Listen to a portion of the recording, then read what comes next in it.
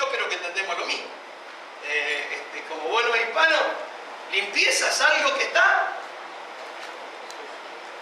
Limpieza. Es algo que está limpio, muy bien. Es algo que está limpio. Limpieza es algo que está limpio.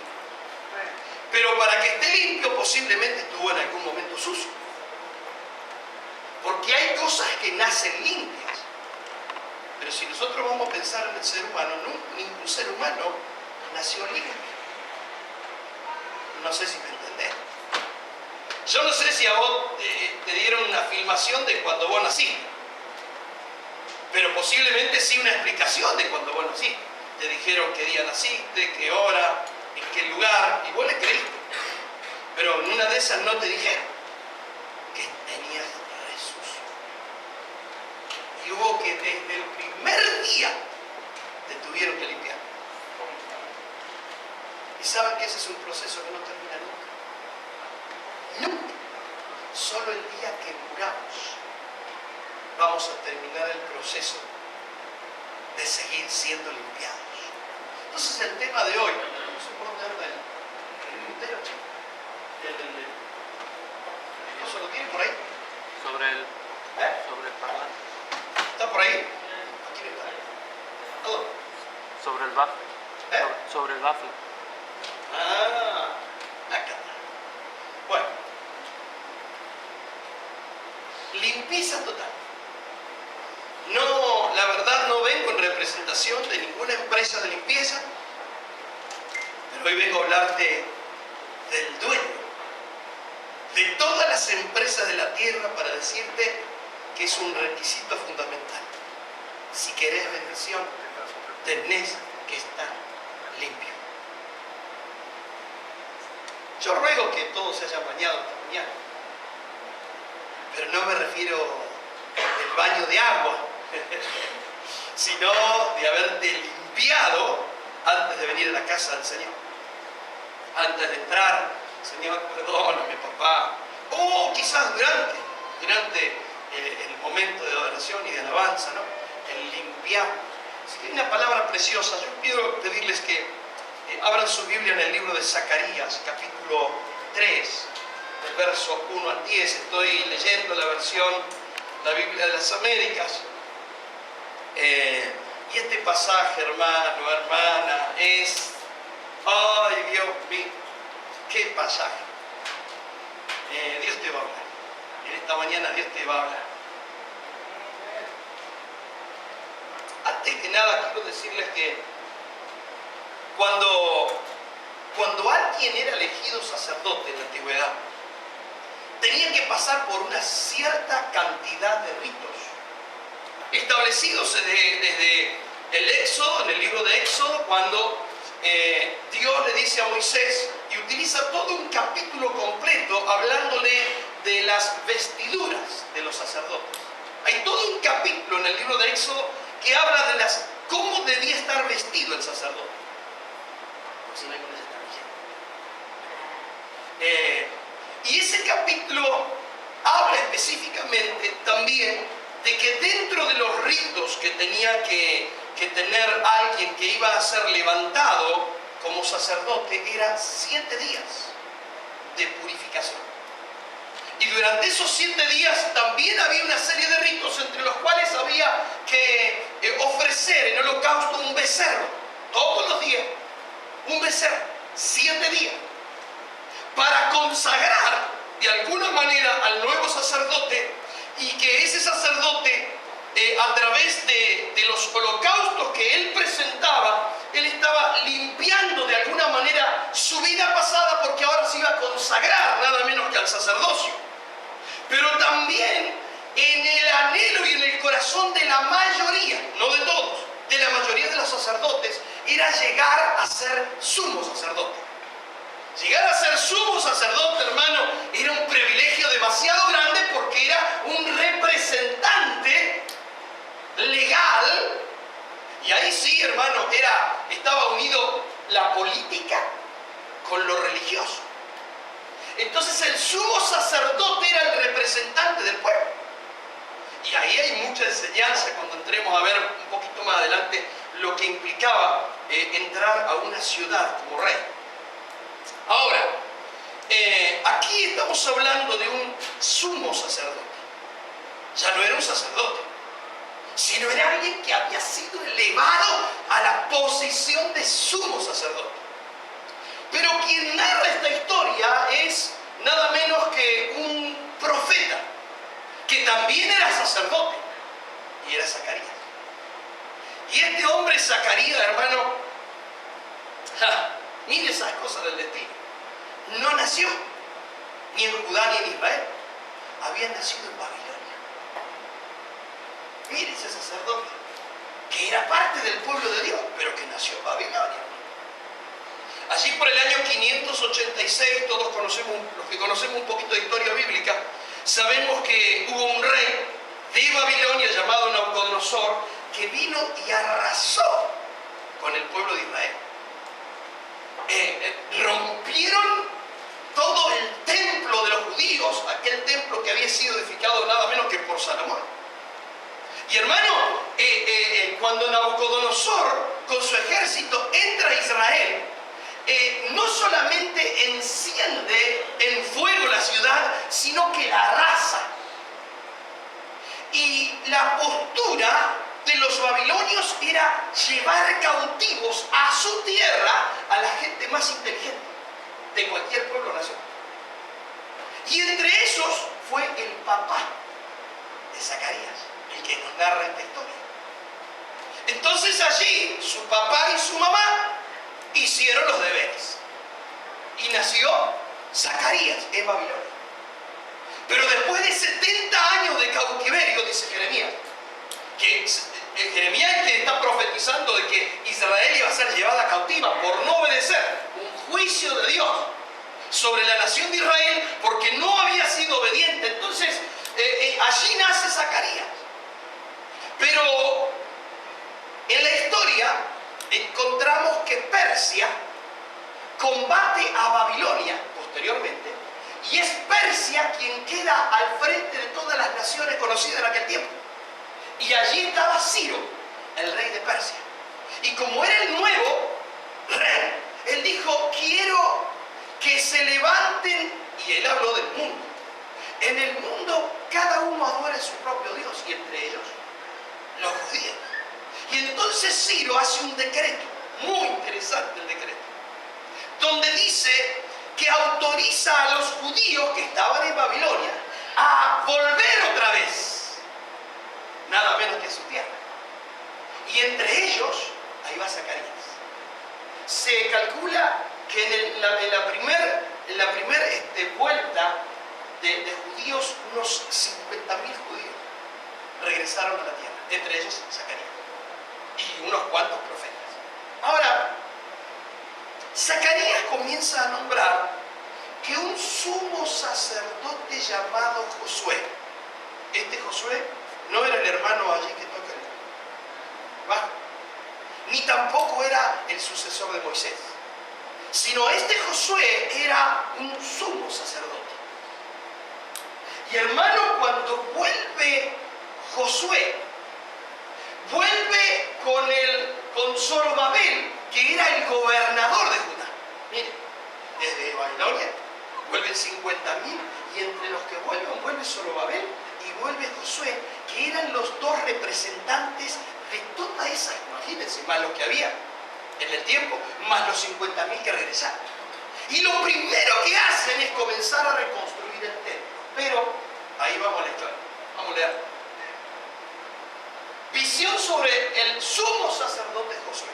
Ahora, tengo que nombrarle algo al pasar. Este varón de Dios, Zacarías, tiene 8 visiones en una noche. No 8 noches de visiones, sino una visión, una noche donde tuvo 8 visiones. En la cual, en la cuarta visión que él tiene es esta. Pero hermano, usted tiene que leer el libro de Zacarías y leer esas 8 visiones. Porque hoy yo me llené, no sé la cantidad de papeles que escribí. Porque cada una de las visiones, hermano, tiene una revelación demasiado profunda para que yo se lo diga en una hora. Es imposible. yo voy a confiar en que esta semana se va a leer Zacarías. Creo que tiene 14 capítulos. Eres un libro precioso, precioso. Bueno, ahí va.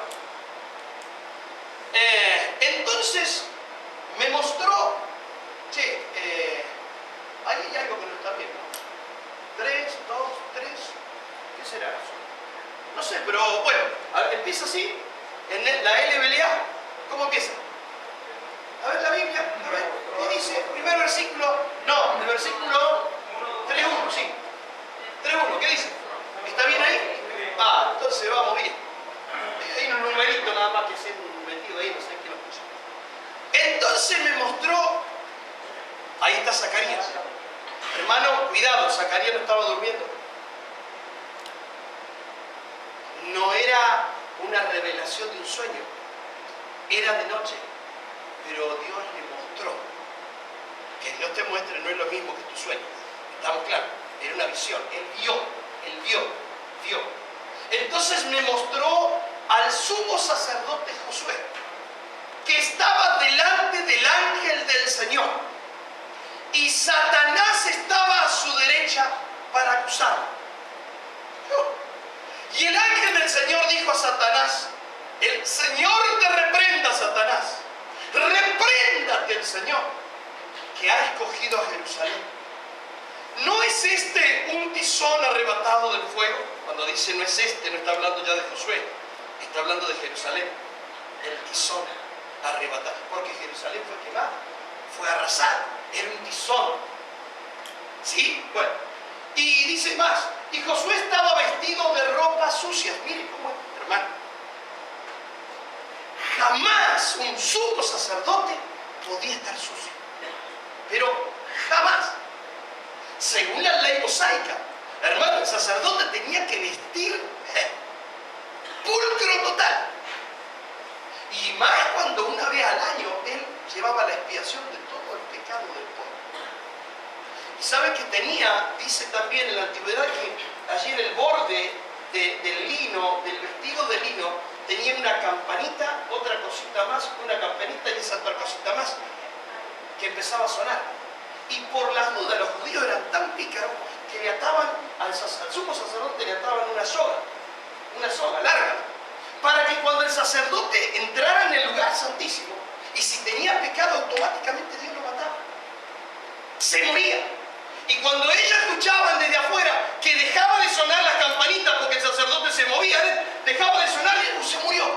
Y como no se atrevían a entrar al lugar santísimo, desde afuera, tiraban de la soga y lo sacaban al final. Imagínense que los sumos sacerdotes, cuando llegaban a la posición de sumo sacerdote, hermano, querían llegar allí, pero cuando llegaban allí, las piernas les empezaban a temblar.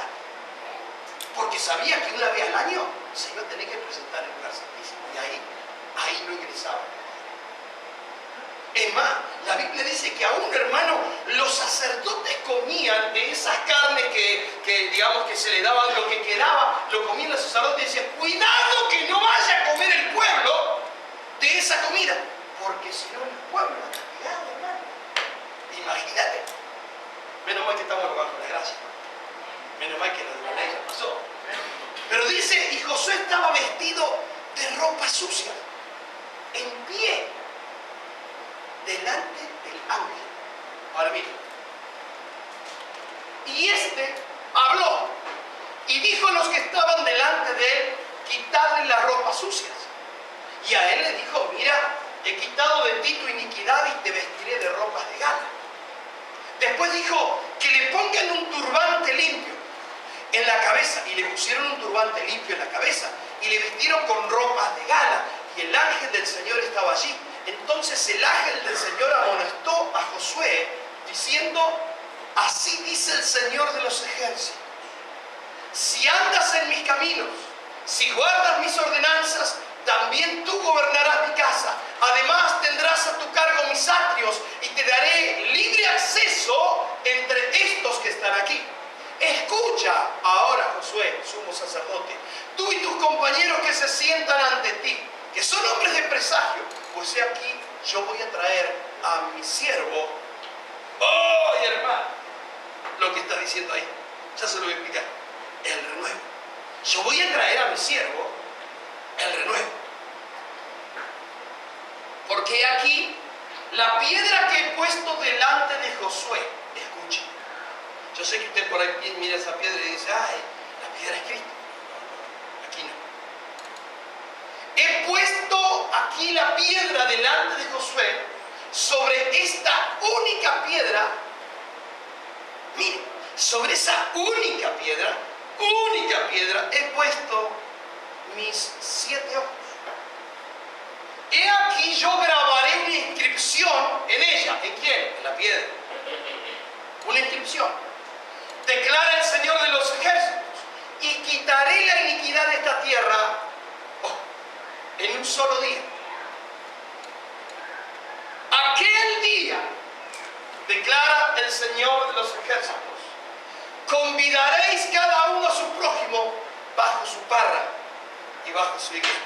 Ay, hermano, Señor, necesito que la unción tuya de tu Espíritu nos revele, Señor, los secretos de esta palabra. Señor, si tú no nos ayudas, no podremos entender. Espíritu Santo, señoréate en medio nuestro. Toma el control absoluto de nuestra alma para poder entender esta revelación. En el nombre del Padre, del Hijo y del Espíritu Santo.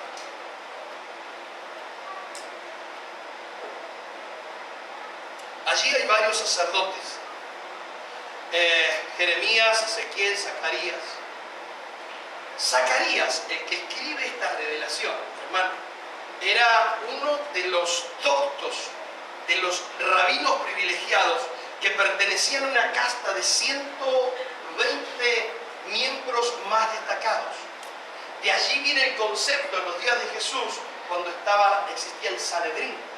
Eran los representantes, los estudiosos. Allí estaban los que realmente incursionaban en los secretos de la Torá.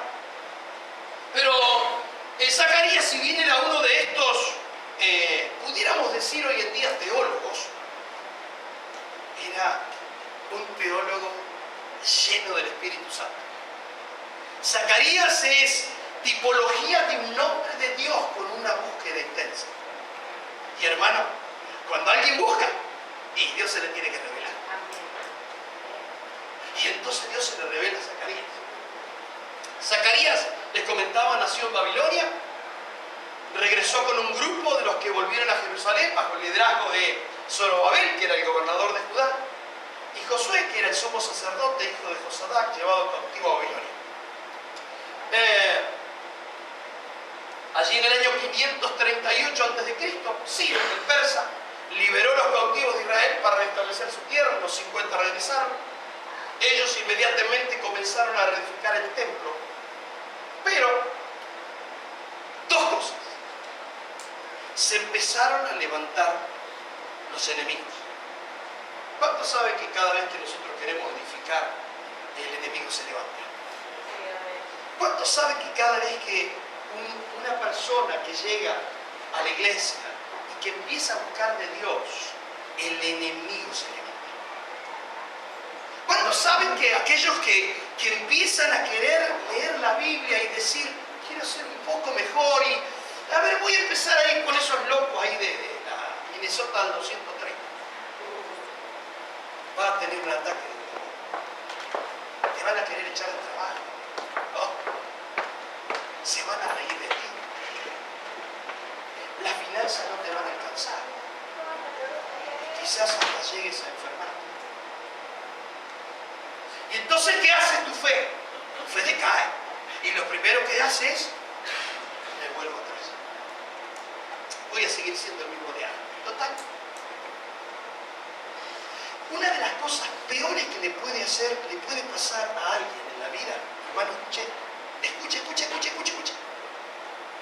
Lo peor que te puede pasar en la vida es que tú peques y no suceda nada. Cuando tú caes en pecado y nada sucede, tú vas a decir, puedo seguir así. Y entonces esa es la estrategia del enemigo. Pero cuando tú entras a las cosas del Señor, a hacer la voluntad del Señor, hermano, ahí es donde tienes que levantarte como una guerrera, un guerrero de Dios, con las antenas bien puestas, como el chapulín, y a ver dónde está el enemigo. Y para eso está la iglesia, para protegerte, para ayudarte, para que crezcas, para que empieces a conocer, pero para cubrirte. Entonces si nosotros, porque yo divino no soy, ni lo quiero ser, entonces yo no puedo saber, ni los hermanos que somos líderes de iglesia podemos saber cuál es tu lucha. Y allí es donde tú tienes que decirle a tu próximo, a tu hermano más amigo, decirle, ¿sabe qué? Me pasa esto y esto. Entonces ese amigo viene a los pastores de la iglesia y nosotros comenzamos a orar. Y el diablo inmundo se tiene que ir. Tiene que soltar tu vida. Esto pasó, hermano, con estos queridos hermanos que llegaron de Babilonia a Jerusalén. Empezaron a reconstruir. Pero lo primero que recibieron cuando empezaron a construir, ellos empezaron con los cimientos, claro, ¿no? ¿Qué van a comenzar? Con los cimientos. Los cimientos es el ABC del discipulado. El conocer que hay salvación. Bueno, no me quiero quedar ahí. Pero la oposición de los vecinos. Allí en el libro, no lo vamos a buscar porque si no se larga la cosa. En el libro de Esdras, ustedes van a encontrar muy interesante, allí en el capítulo 5 y en el verso 6. Miren lo que hicieron los enemigos, hermano. Hay una historia, Esdras está mundial eso, para leer. Yo me enamoro cuando empiezo a leer. Porque los enemigos le enviaron una carta a Ciro el persa y le dijeron: hay los judíos que comenzaron a construir el templo. ¿A ti te parece bien, oh Ciro persa? ¿Saben qué le dijo? Le salió el tiro, como dicen, por la culata, ¿viste? De la culata. Porque le mandaron una carta esperando la aprobación de Ciro para que le dijeran: dejen de edificar. Y Ciro le dice: no, sí. He buscado, y manda a buscar Ciro allí en Babilonia, de las cosas que se habían robado los babilonios del templo de Jerusalén, y encuentran un decreto que decía que estaban autorizados para edificar ese lugar. Y entonces, hermano, los enemigos tuvieron que huir. Eso es lo que pasa. Cuando un hijo de Dios, cuando empiezan a venir las pruebas, un hijo de Dios que conoce la palabra de Dios comienza a decretar. Le comienza a decir: para, enemigo. La palabra de Dios dice: ninguna arma forjada contra mí prosperará. Por una calle vendrá, pero por otra va a tener que salir corriendo. Caerán a mi lado 1000 y 10.000, pero a mí no me... Cuando tú empiezas a declarar la palabra, hermano, el enemigo sabe que contra la palabra de Dios, ya lo vamos a ver en cuál, no puede. Y entonces allí, cuando hay luchas, es cuando tenemos que levantar la palabra de Dios, porque el enemigo tiene que huir ante la palabra verdadera, genuina, que es rema de Dios. Ahora, no solamente la oposición del enemigo, sino que aquí había otro problema con esta nación, con estos 50.000 por lo menos. La indiferencia ahí es de ellos mismos. Se cansaron, ¿viste? Anoche hablábamos de lo que significaba Lea. Lo de anoche fue también lindo con las hermanas queridas. Cansada. ¿Y saben qué pasa, hermano? Que cuando empiezas tú a caminar con el Señor, en las cosas del Señor, llega un momento que te cansas. ¿Las cosas del Señor te cansan? Sí, te cansas. Porque entramos en una monotonía sin entender lo espiritual. Y entonces, si tú buscas religión, te vas a cansar. Por eso hoy intervení en la primera alabanza, para decirles: hermano, un momento, acá estamos decretando una palabra. No podemos cantar como andas cantando por ahí o silbando alguna canción del mundo. No, acá venimos nosotros a adorar a un Dios vivo. Entonces, si vamos a adorar a un Dios vivo, fuera todo espíritu de religión, todo espíritu que pretende que tú no entiendas lo que estás cantando. Debemos buscar con un corazón dispuesto a adorar. Y ellos se cansaron. Empezaron a edificar y se cansaron. La historia dice que tuvieron como 16 años de pausa, hermano. 16 años de cansados. 16 años iban edificando con la autoridad que les competía para edificar, y se cansaron. ¿Cuántas veces en nuestra vida, hermano, nosotros nos cansamos? Y tenemos la autoridad de Dios para crecer y entrar de nivel en nivel, de gloria en gloria, de poder en poder, de victoria en victoria. Pero llega algo que te agarra, ¿viste? Ese espíritu de qué sé yo, de cansancio, vamos a decir. Y dejamos de construir. Dejas de construir en tu vida. Entonces, el enemigo se levanta para llevarte en una situación peor a la que habías alcanzado. Por eso, hermano, los hijos de Dios no nos podemos cansar. Y hoy creo que cantabas una canción. Yo estaba allí, pero lo escuché. Cantaste algo, en un momento cantaron algo que tenía que ver con el hecho de no cansarnos. No sé qué dijiste, pero ¿qué era? ¿De verdad? No me canso, no me queda. Oh, qué bueno. Hoy fueron profetas las chicas, muy profetas. Ligadas realmente con esto. Y ellos no sabían que el tema iba a tocar. Hermano, en definitiva, esto es lo peor que le puede pasar a un hijo de Dios. Que la obra sea abandonada.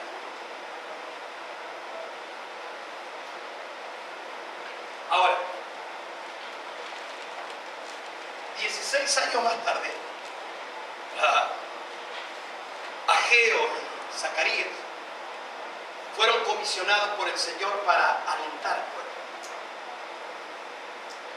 Dijeron: vamos gente, vamos.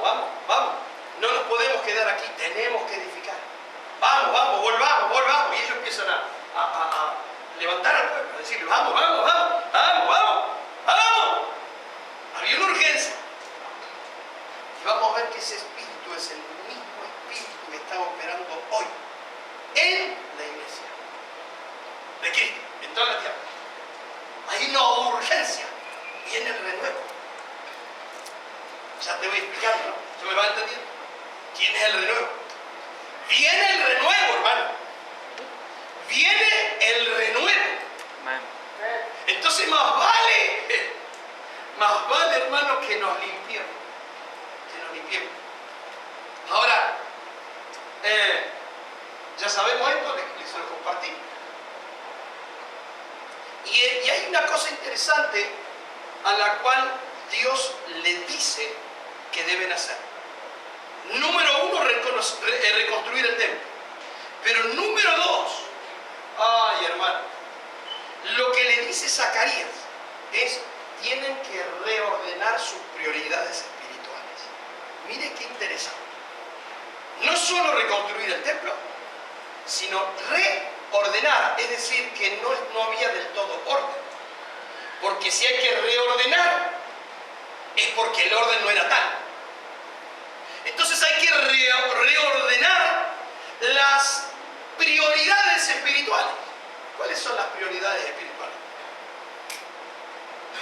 ¿Cuál es la prioridad espiritual, hermano, en tu vida? El día miércoles en la escuela de liderazgo les hice una preguntita a los hermanos, a los líderes. Era, ¿cuál es tu meta como cristiano, como hijo de Dios? ¿Cuál es tu objetivo? Y hoy el Señor te está volviendo a hacer la misma pregunta. ¿Cuáles son tus objetivos espirituales?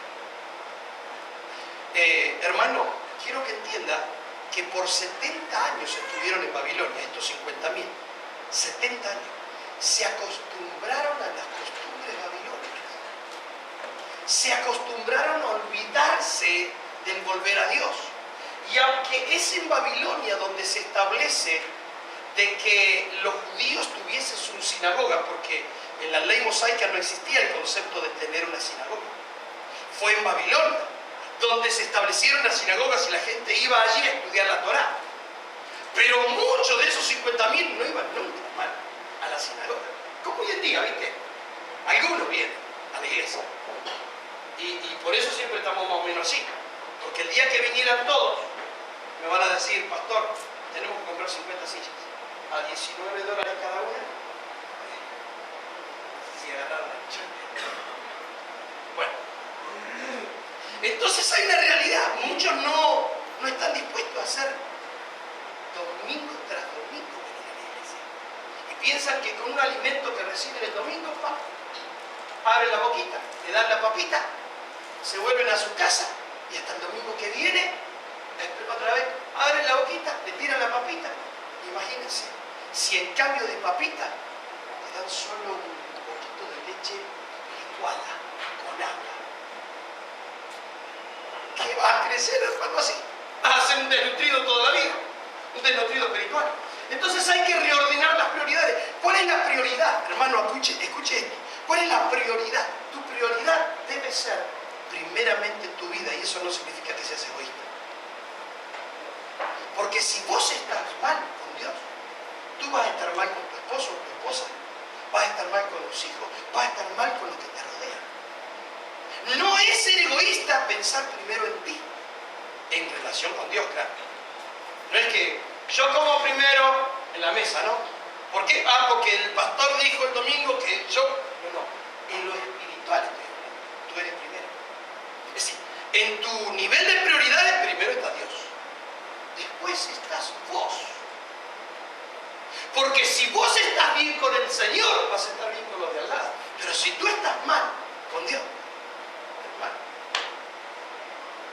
Luego viene la familia, no la iglesia. Primero Dios, luego vos, luego la familia. Primero los hijos, los primeros sacerdotes que nosotros tenemos que discipular es a nuestros hijos. Y el marido a la mujer. Ay, hermano, ¿cuántas hermanas no vinieron anoche? ¿Se perdieron una bendición? Porque allí explicamos de que el hombre es la cabeza, es la cobertura. Y la mujer necesita de la cobertura del esposo. Si el esposo flaquea, pobrecita la mujer. Y ayer hablamos de que el hombre es autoridad, pero la mujer es influencia. Cuando la mujer es... ¿Por qué es influencia la mujer? Y entonces le di el ejemplo, hermano, de Adán. Adán tenía dentro suyo, tenía a Eva. Porque Eva salió de la costilla del hombre. Y ahora, fíjense, Satanás no pudo atacar al hombre porque el hombre es autoridad puesta por Dios. Entonces, ¿Satanás qué hizo? Satanás esperó que el hombre diera a luz la mujer, y cuando llegó la mujer, influenció a la mujer para que la mujer lo hiciera caer a él. Porque Satanás no podía directamente con el hombre. Entonces aquí tenemos que entender algo. La mujer, hermano, es la persona de influencia.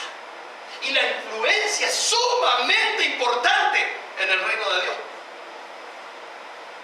Porque fue a través de la mujer que el hombre, que Satanás hizo caer al hombre. Entonces, estamos hablando de que el hombre debe ser cobertura. Por eso la Biblia dice que el hombre debe estar sujeto a Cristo, para que entonces, y recién entonces, la mujer se sujete al marido. Y hay un montón de maridos dentro de las iglesias que pretenden que la mujer se sujete, pero ellos no se sujetan a Cristo. ¿Aló? El hombre debe estar sujeto a Cristo, la mujer debe estar sujeta al hombre, y los hijos deben estar sujetos a su padre. Y entonces, hermano, cuando esas prioridades espirituales están en la casa, no hay Satanás que valga que venga a querer tocar tu casa. Pero cuando en la casa hay desorden, cuando las autoridades son distintas, la mujer es la cabeza, hermano, perdóname. Te van a bofetear, hermana querida. Tú necesitas la cobertura. Ahora, 4 años más tarde, después de 16 años, ellos dijeron, vamos, ya es tiempo, de estar cansados. Vamos a empezar a edificar. Y en 4 años, en 4 años, reedificaron el templo. Claro, no era tan grande ni tan glorioso como el de Salomón, porque dentro de ahí en Esdras dice que hasta dejaron las medidas del templo. Sirve. Entonces hicieron un templo, pero un templo más chico. Pero era el templo. Y donde por lo menos Dios decía, háganme el templo, porque yo quiero estar con ustedes. Yo quiero estar bendiciéndolo a ustedes. Mi presencia va a estar en ese lugar. Por eso, hermano, la urgencia de Dios de que construyera un templo. Yo no sé si estás agarrando, hermano, con oídos circuncidados lo que estoy diciendo. Esto también tiene que ver con el templo que tenemos que construir aquí. Porque después de varias vueltas en el desierto, como el pueblo de Israel, nos dimos cuenta de algo. Es aquí donde nosotros tenemos que construir el templo. Aquí, localmente.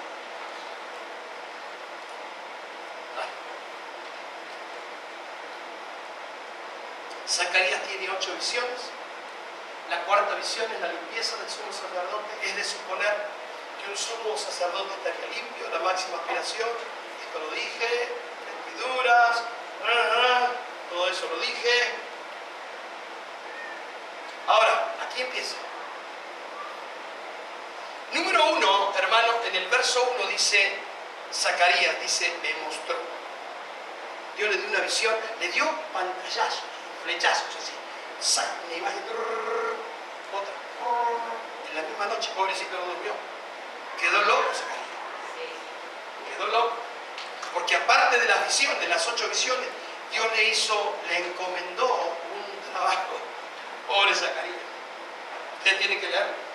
Entonces dice, no, ahora, a ver, necesito a algunos chicos, ven y campeón. ¿Está medio dormido, mi amor? Vení. Otro niño dice, vení, flaca, vení, por favor. No importa que esté patita, venga, venga. Eso, grande. Usted es más grande, más sano. Vamos a hacer una suposición. Bien.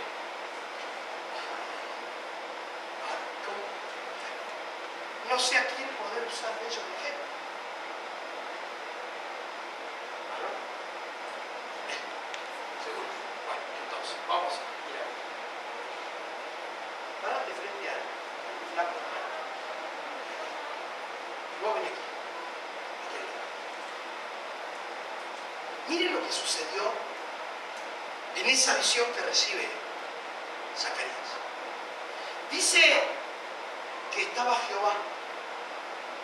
Y frente a Jehová, ¿quién estaba? El sumo sacerdote Josué. Qué desatado. Pero dice la Biblia que a la derecha del sumo sacerdote estaba Satán. No lo soy, padre. Ni lo vas a hacer. Vos sos un hijo de Dios. Pero a la derecha. Ahora, ustedes miran de acá. Y está correcto. Ahí está el sacerdote Josué. El sumo sacerdote Josué. Y a la derecha estaba ¿quién? Satanás. Ahora quiero que lo mire desde el trono. ¿A dónde está Satanás ahora? Desde aquí las cosas se ven diferentes. Saben que los que establecen dicen que frente a un tribunal, el que es el fiscal, que es el que acusa, tiene que estar a la derecha. Miren qué interesante. Eso lo leyó en lo que es jurisprudencia. Pero cuando lo miramos desde arriba, el diablito estaba a la izquierda. Y cuando en Mateo 24 habla de los que están a la derecha, dice que a la izquierda están los cabritos y a la derecha es que están las ovejas. Un aplauso para estos 3 actores de primera. Bueno, sí. Yo no sabía ya a quién identificarlo como Satanás. Pero en el nombre de Jesús no lo cubrí. Nada que ver. Bueno, eso es lo que pasó. Satanás estaba a la derecha de Josué. Ahora miren, hermano, esto es interesantísimo. Y dijo Jehová a Satanás. En la Reina Valera usted va a encontrar algo que es inexplicable. Porque dice, y dijo Jehová a Satanás, Jehová te reprende. No sé si, esta es la versión Reina Valera. ¿Cómo que dijo Jehová? Es decir, ¿cómo yo me voy a hablar a mí mismo y decir, Fernando te reprende? Directamente te reprende. ¿Entendés? Entonces ahí es raro porque en la reversión dice, y Jehová dijo a Satanás, Jehová te reprende. Pero en la versión que estamos leyendo dice,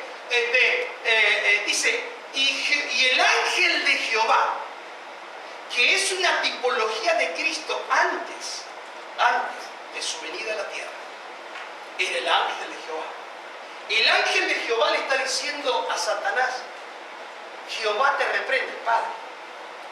Pero aparece en la imagen que el Padre mismo es también el Hijo. Entonces, es el Padre, el Hijo y el Espíritu Santo que lo reprenden a Satanás. Es interesantísimo. Ahora, vengan a Colosenses. Ay, no está el versículo. Bueno. Venga conmigo al libro de Colosenses. Miren, esta palabra es tremenda. Colosenses. El capítulo 2. Sí, capítulo 2.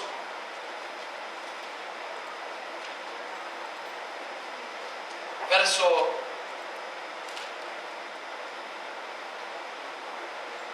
14. 14 y 15. Por favor, hermano, busque ese pasaje. Si ve que alguien no lo tiene por ahí, no sea egoísta. Vaya y llévele la Biblia. Va a ser nuevo aquí. Sáquele la Biblia. Martín lo tiene. ¿Qué? Martín dijo que lo tiene. Sí, está bien. Todo lo tiene que tener. Todo. Por eso les pido que lo busquen. Y que si hay alguien nuevo se le alcance. Porque necesito que alguien... Miren, es que solamente escuchando uno de los sentidos está siendo afectado. Pero cuando alguien lee y escucha, son dos sentidos. Les queda más. Por eso la importancia de leer. Pobrecito los ciegos. Menos mal que está el sistema oral. Bueno, allá atrás tiene Biblia. No tiene Biblia. Ah, bien. Electrónico. Bien. Colosenses capítulo 2, versos 14 y 15. ¿Ya lo tienen?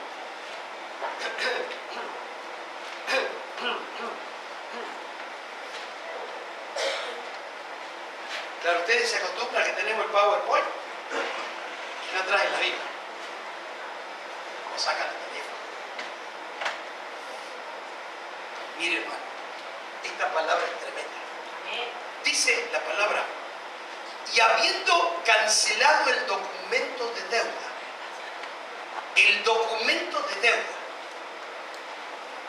que consistía en decretos contra nosotros y que nos era adverso, y lo ha quitado de en medio clavándolo en la cruz, y habiendo despojado a los poderes y autoridades, hizo de ellos un espectáculo público, triunfando sobre ellos por medio de él. Ahora,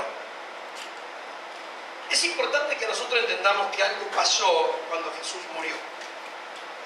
Escuche esto. En la antigüedad, lo vemos en el libro de Job, que dice que los ángeles fueron a presentarse delante de Dios. Y entre los ángeles fue Satanás. ¿Ustedes se lo imaginan? Todos los ángeles marchando, subiendo la escalerita ahí. Y entre ellos, el desgraciado. ¿Qué pasa, el desgraciado? Dice Laura. Este sí que era el desgraciado. El más desgraciado de todos los desgraciados. Para nada agraciado. Bien desgraciado. Se presenta delante de Dios. Y Dios le dice al diablo, a Satanás, le hace una pregunta. Y le dice Dios, hermano, Dios es omnisciente. Él lo sabe todo. ¿Por qué le pregunta al diablo de dónde vienes? Porque quería que delante de todo el ejército de ángeles el diablo fuera descubierto. Porque el diablo le dice de recorrer la tierra. Miren, hermano, esto. Dios le hace una pregunta que Dios sabe lo que le va a contestar a uno. Pero le dice, ¿de dónde venimos, desgraciado? Esa es la versión Fernando. ¿De dónde venís? De recorrer la tierra. Dice, y de andar por ella.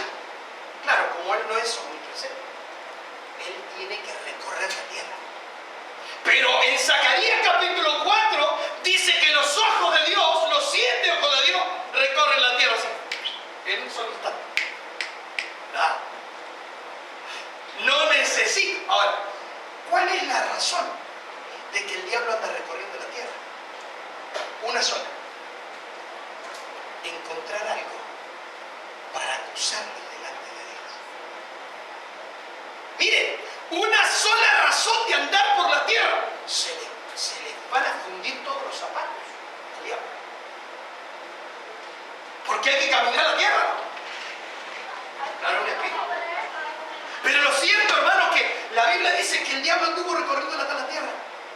Ahora, miren aquí en el pasaje que leímos, donde está Josué y al lado está Satanás, y Satanás viene a acusarlo. ¿Y él qué? Si él fue el primero, hermano, en caer, ¿qué autoridad puede tener el diablo para acusar a un escogido de Dios? Ninguna. Autoridad, ninguna. Poder sí. Pero autoridad no. Poder sí. Pero autoridad no. Y acá se maneja el tema de la autoridad, no del poder. Porque el diablo recorre la tierra para encontrar el defecto, para encontrar el pecado. E ir a Dios y decirle, Dios, mira. Pero algo pasó aquí en Colosenses. Cuando Jesús muere, escucha hermano, cuando el Señor muere y su cuerpo estaba en el sepulcro, el Espíritu de Jesús, el Espíritu de Dios, fue hasta lo más profundo del infierno. Hasta la habitación de Satanás fue, para que lo entienda mejor. Y allí hizo algo. A ver si lo tengo acá.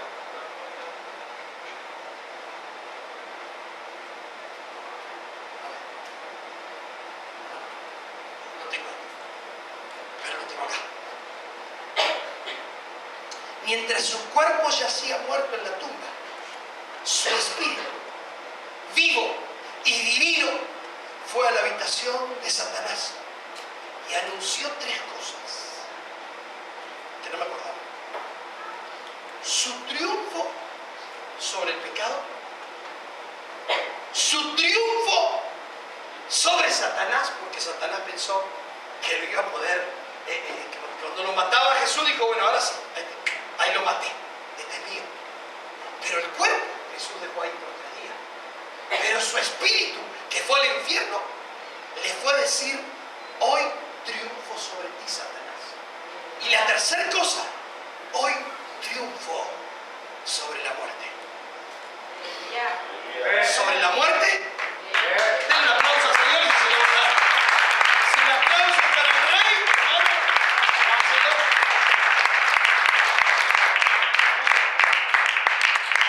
Y desde entonces, ya el diablo no entra en la presencia de Dios.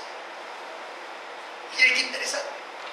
En el Antiguo Testamento, en el Antiguo Pacto, el diablo se presentaba, porque el diablo fue el primer ángel caído. Es el lucero de la mañana, fue el primero de la mañana. Fue el primer ser creado. El diablo. Dios lo reprende. Lo recontra reprende. Y entonces, como el diablo fue el primero, y hermano, y estaba lleno de esplendor, fíjese el pecado del diablo. El pecado del diablo no fue que violó a otro ángel, no era un violador. El pecado del diablo no fue matar a otro ángel. El pecado del diablo fue el orgullo. Lo dice Ezequiel, lo dice Isaías. Orgullo. Mire por lo cual Dios lo saca de su gloria solamente por un pecado llamado orgullo. Él quería ser como Dios. Es decir, que el pecado del orgullo es bien serio.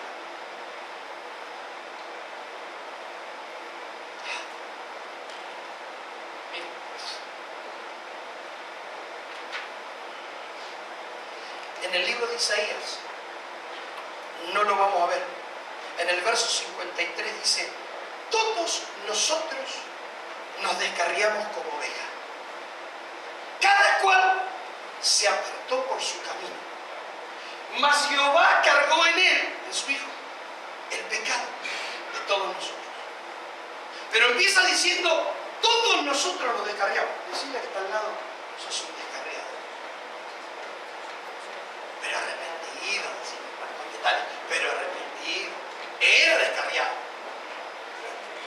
Pero hay una cosa, hermano, que Dios establece en su trono. Y es que si hay descarriados, la gente descarriada es la gente que elige torcer su propio destino y apartarse del camino que Dios establece. Si Dios le dice a las ovejas: vayan por acá, y una ovejita hace esto y se va para otro lado, ese es un descarriado. Y la Biblia dice que todos, oh hermano, todos nosotros nos descarriamos como ovejas. Cada cual se apartó por su camino. Es decir, el problema de orgullo es no entender que nosotros necesitamos depender de Dios. Cuando tú haces lo que haces, cuando tú trabajas en lo que quieres trabajar, sin consultarle a Dios, eso es orgullo. Cuando tú todos los días tomas decisiones, cuando haces compras importantes en tu vida, cuando quieres adquirir bienes importantes en tu vida y no le consultas a Dios, eso demuestra que todavía en ti hay orgullo.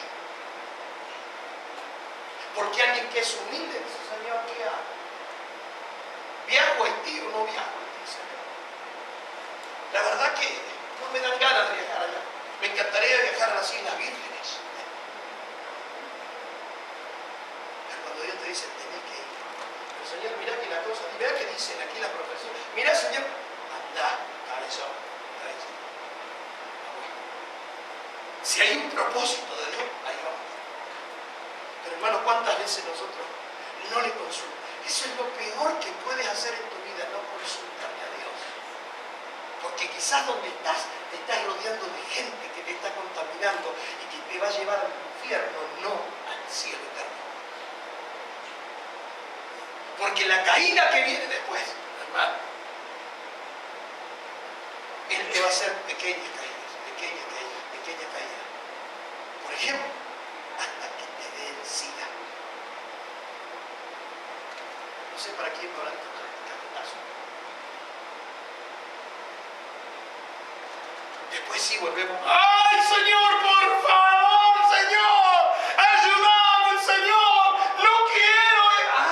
Pero cuando yo te decía: apártate, apártate, escoge mi camino, tú hacías lo que bien te parecía. Y ahí está diciendo Isaías que todos nosotros nos descarriamos como ovejas. No es cuestión de señalar al otro, es cuestión de decir: sí, Señor, yo hice lo que yo quise. Y entonces Dios, hermano, está con autoridad. Y Él dice en Deuteronomio 28: ¿quiere la bendición? Escuche mi palabra, cumpla mi palabra y yo lo bendigo. ¿Quiere la maldición? Desoiga mi palabra. La escuchan, pero hagan lo que quieran. Eso les lleva a la muerte eterna, la segunda muerte. Porque está la muerte física y luego está la muerte espiritual. La muerte espiritual es eterna, es en el infierno. No existe término de vida cuando tú te mueres. Hay vida eterna para los impíos y vida eterna en el infierno, y hay vida eterna para los hijos de Dios, vida eterna con el Señor. Pero que hay vida, hay vida. Dios no te creó para que vivas 70, 80 años. Tú eres espíritu, que vives en un cuerpo y que tienes un alma. Tú no eres un cuerpo que tiene alma y espíritu adentro. Mire, hermano, una más y me voy, una más y nos vamos. Libro de Juan, San Juan, capítulo 8. No sé por dónde queda aquí.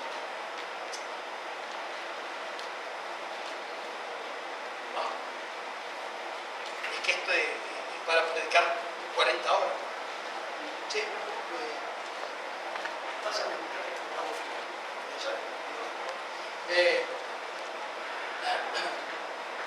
Juan capítulo 8. Ay, hermano, hoy se me hizo luz. Un versículo que no sé cuántas veces he leído el Evangelio según San Juan. ¿Cuántas veces leíste vos el Evangelio según San Juan? Un montón de veces. Creo que es el Evangelio más leído. Creo, no sé.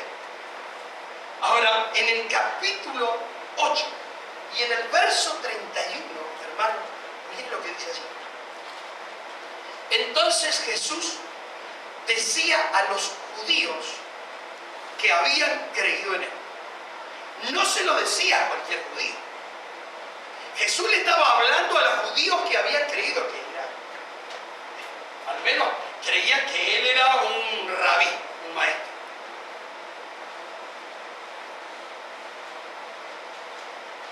Y dice, si vosotros permanecéis en mi palabra, verdaderamente sois mis discípulos. A ver, entonces, con este versículo, empecemos. ¿Quiénes son verdaderos discípulos? Los que permanecen en la palabra. En otras palabras, los que leyendo obedecen. No es aquel que lee y se constituye solamente en un lector, sino al leer escucha. No solamente oye, sino que escucha la palabra. La palabra se le hace carne y entonces dice, no, la Biblia dice que no debo hacerlo. Y no lo hace. Esos son discípulos. El problema es que estos judíos que habían creído en él, creían que por ser judíos ya eran discípulos. Y entonces el Señor les tiene que aclarar. Pero ¿cómo se lo aclara? Verso 32. Y entonces conocen, sí, los que verdaderamente son mis discípulos, que permanecen en mi palabra, conoceréis de la verdad y la verdad os hará libre.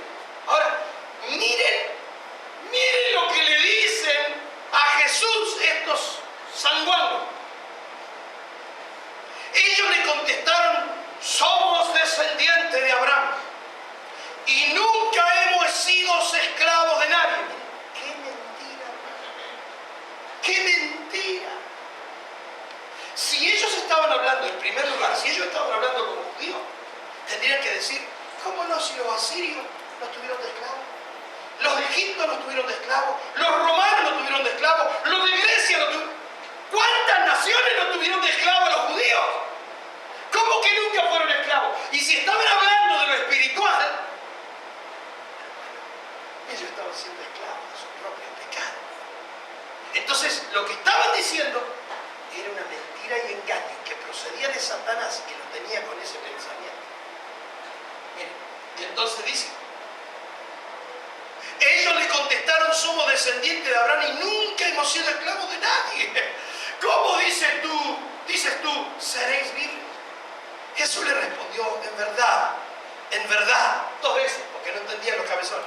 En verdad os digo, que todo el que comete pecado es esclavo del pecado. ¿Estás cometiendo pecado? Sos esclavo del pecado. Porque una cosa es caer en pecado y otra cosa es vivir en el pecado. El que no alcanza la vida eterna es el que está viviendo en un mismo pecado. Todos podemos pecar, es más, la Biblia dice que todos pecamos. Todos hemos pecado. Nadie puede señalar al otro. Todos somos igualitos, pecadores ante Dios. Pero una cosa es que tú entiendas que lo que estás haciendo es pecado y sigas pecando. Ese es un esclavo del pecado. Entonces el Señor de ese, ¿quién es? Eso. El que te hace pecar. El tentador. Y entonces el tentador después, ¿qué hace? Como ya no va. Ya él no va más a Dios. Ya no puede entrar en la presencia de Dios para decirle, allí está Saraí, que anda cometiendo. No la tengo. Vamos. Le dice, no puedo. Entonces voy a hacer otra cosa peor. Los voy a acusar a ellos. En sus mentes los voy a torturar. En su alma los voy a torturar. Caen en pecado y entonces voy y le digo, ¿y a vos te parece?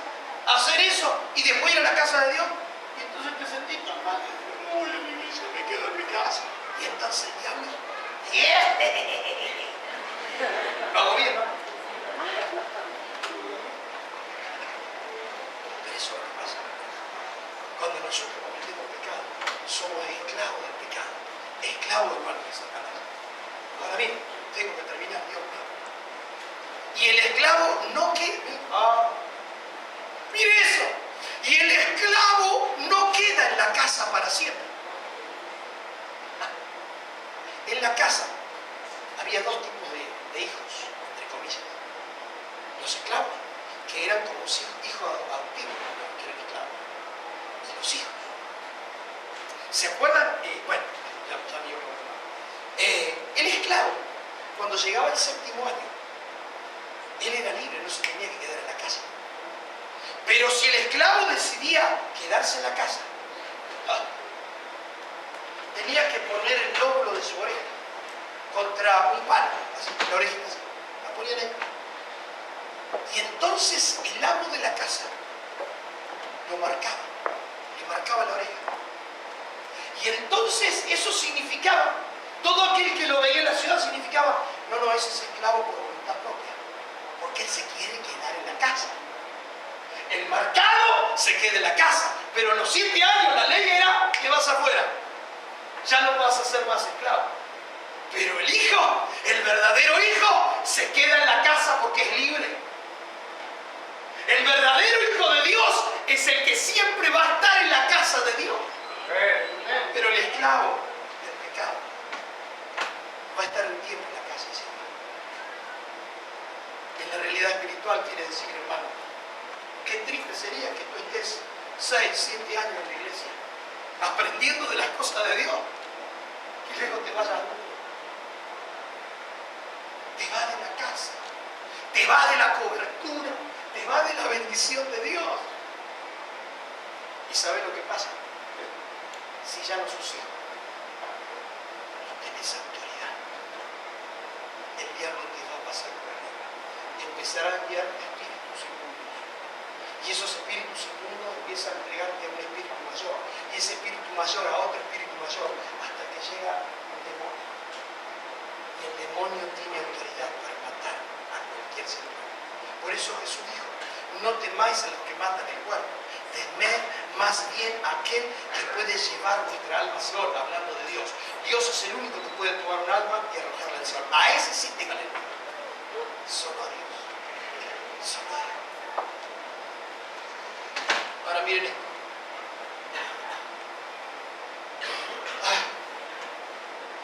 Allí estaba Josué delante de Dios, el sumo sacerdote. Y Dios lo mira. Y acuérdense el tentador. El tentador le venía a decir a Dios, ¿sabe qué? Porque él es representante del pueblo de Dios. ¿Sabe qué? Este tiene una contaminación babilónica. En otra parte estoy parafraseando. Este viene de Babilonia. Este está contaminado. Este es un pecador. Este no sirve para nada. Y entonces Dios lo ignora. Y lo primero que hace, cuando le ve que las túnicas, que los vestidos, dice que, mire, ahí está, dice, vestido de ropa sucia. Estaba frente a Dios, pero con la vestidura sucia. Necesitaba limpieza. Jamás un sacerdote, ya se lo dije, podía entrar al lugar santísimo con vestidura sucia. Automáticamente se moría. Entonces, dirigió la palabra a Dios a 2 lugares. Uno a los ángeles, dijo, ángeles, sáquenle la ropa a este.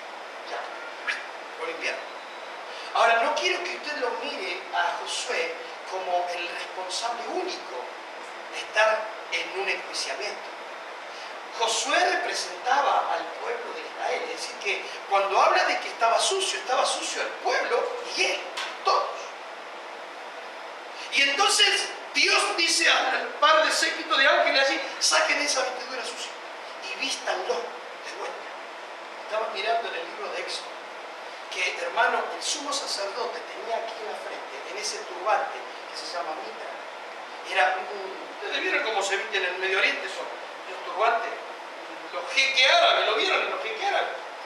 Ustedes vieron los dólares de ellos, pero bueno, esos turbantes tenían aquí con un hilo azul de púrpura, hermano, y una placa de oro. Los sumos sacerdotes decían, aquí adelante decían, santidad a Jehová. Y entraban de esa. Entonces Dios dice, lo ve embarrado. Hay una versión, hermano, me parece feo decírselo, pero hay una versión que dice, estaba sucio de estiércol. ¿Saben lo que es eso? La materia fecal. Las vestiduras estaban llenas de materia fecal, dice el comentario. Mire que presentarte así delante del Señor, hermano. Entonces le dice a los ángeles, sáquenle la ropa, sáquenle. Y pónganle una mitra, un turbante, nuevo, de lino, blanco, y la vestidura, cámbienlo rápido. Y entonces lo amonestó Josué. Ay, hermano, si yo me tengo que quedarte en lo que significa la palabra amonestar en el hebreo, nos quedamos 3 días aquí hablando de eso. Pero lo amonestó a Josué. Le llamó la atención. Dice, a una versión le dice, le hizo un certificado. Le hizo una anotación. Lo amonestó. Y entonces, cuando lo amonesta a Josué, termina diciendo en el verso 8, yo traigo el renuevo. ¿Sabe, hermano? El renuevo era lo que se esperaba después de David, que llegara al trono.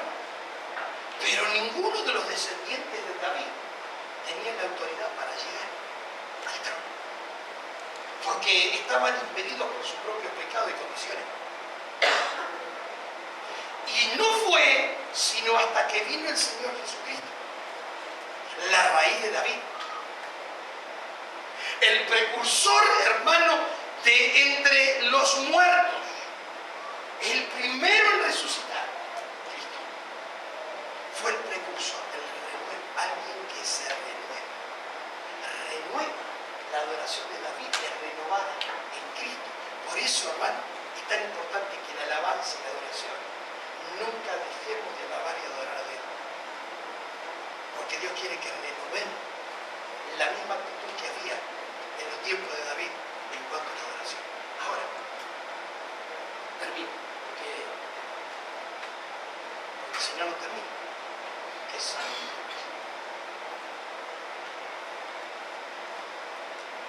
Quiero preguntarte una pregunta al corazón. ¿Me dejas? ¿Me dejas que te dé una pregunta al corazón? ¿Cómo están tus vestiduras?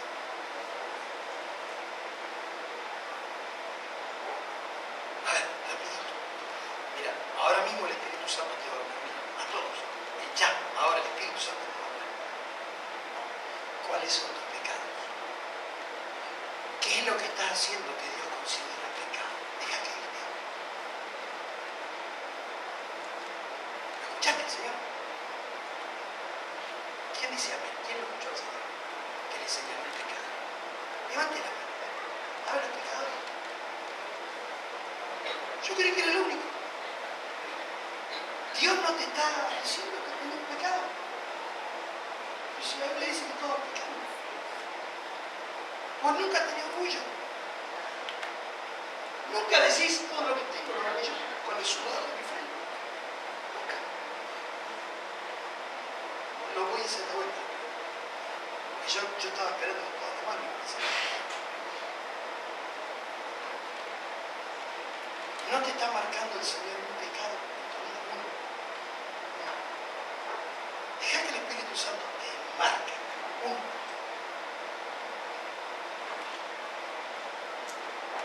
Ya está. A mí me habló. ¿A cuántos le habló? Yo no te voy a decir que te pongas de pie y declares con estos pecados. Quédate tranquilo.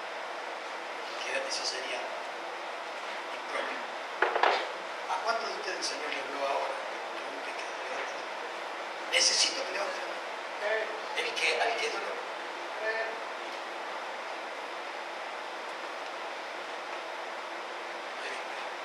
Miren que los ojos, los 7 ojos de Dios están mirando esto. Ahora levante la mano. El que Dios le habló porque tiene un pecado. ¿Eso qué es? Es como para que no te miren lo de adelante.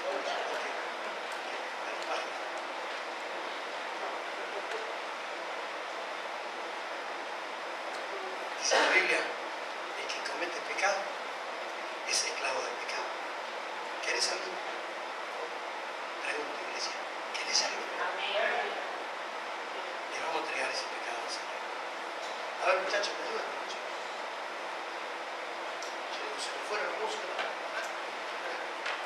No vino el pastor, che. El Señor, vas a tener que orar por nosotros. Ana, vos también tenés que pasar. Ahora, un ratito. No es a confesarte, quedate tranquilo, ya te explico. Miren, hermano. Ay, Jesús. Nosotros necesitamos limpiar nuestra vestidura. Y a veces, hermano, Dios te pide cosas pequeñitas, pero a veces Dios te llama a que hagas cosas grandes. A veces obedecer a Dios va a implicar comenzar una vida nueva. Implica dejar todo lo que estaba atrás. Y eso no va a ser fácil. Pero si tu papá, que es el dueño de todas las cosas, te mira de arriba y te dice, hiciste bien. Hermano, ahora bien, quiero terminar diciendo algo que está en el libro de Zacarías.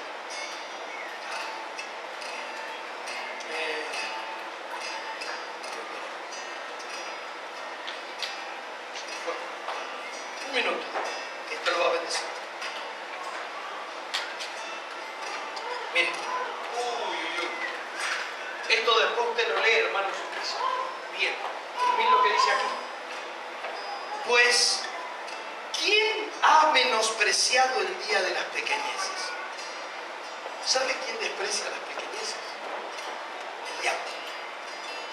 Y su mundo espiritual. Aquí dice, ¿quién ha menospreciado el día de las pequeñeces?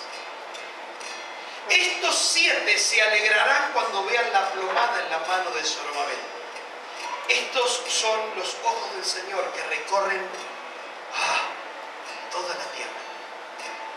Si el Señor recorre toda la tierra, significa que el Señor está con sus ojos pasando también por aquí.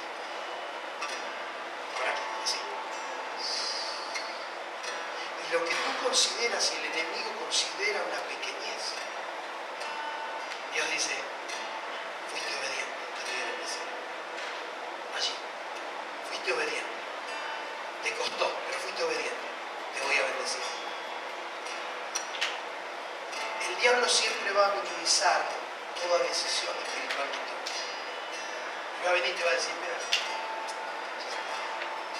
cuando te vayas de aquí y mañana tengas que salir a trabajar, el enemigo va a venir a decirte, desde ayer ya pasó. Seguí. Él menosprecia las pequeñeces, pero Dios exalta las pequeñeces. Él respalda a aquel que toma decisiones trascendentes, que por más pequeñitas que nosotros pensamos que son, Dios dice, me está obedeciendo, está aprendiendo, mi hijita, está aprendiendo, mi hijito, está aprendiendo. Querido, este es el momento de rendirle al Señor ese pecado. Cierren todos, por favor, cierren sus ojos. Un minutito, ya terminamos. Cierren sus ojos. Jesús. Pónganse de pie, iglesia, pónganse de pie. Pónganse de pie. Mire, vamos a hacer una oración de entrega. Hay oraciones, escuche, hay oraciones que la podemos hacer con nuestra mente, porque Dios lee, Él sabe lo que nosotros estamos pensando. Pero hay oraciones que se convierten en una batalla, porque lo que nosotros decimos, al decirlo, le estamos diciendo también a ese mundo espiritual de maldad, he tomado una decisión. Entonces hay oraciones que tú la puedes hacer con la mente, pero hay momentos donde la oración tiene que ser confesada con nuestros labios. Entonces yo voy a hacer una oración, ustedes hagan la oración después de eso.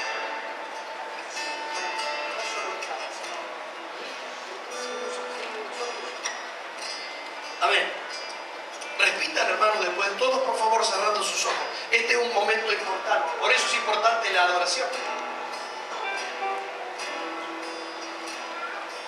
Padre, todos después de mí. Padre mío. El mundo espiritual, hermano, tiene que escuchar esa oración. Así que decláralo con tu boca. Padre mío. Hoy, en el nombre de Jesús,